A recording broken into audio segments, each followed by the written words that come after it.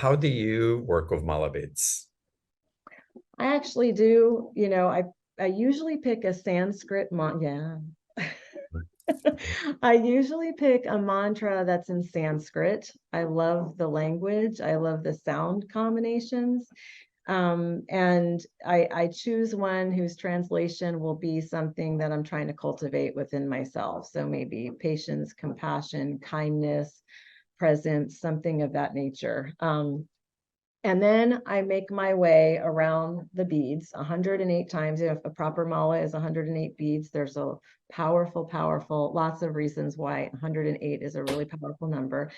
And I repeat the mantra one bead at a time. It's like anytime you repeat something that frequently, you create the energy of it, and you are then more within that energy. So select your mantra carefully to be what's in resonance with you. And the mind loves repeating things. So it's either going to repeat things that you thought the day before and the day before, which is usually useless to us, or you can give it a phrase or a mantra to repeat. That's cultivating energy.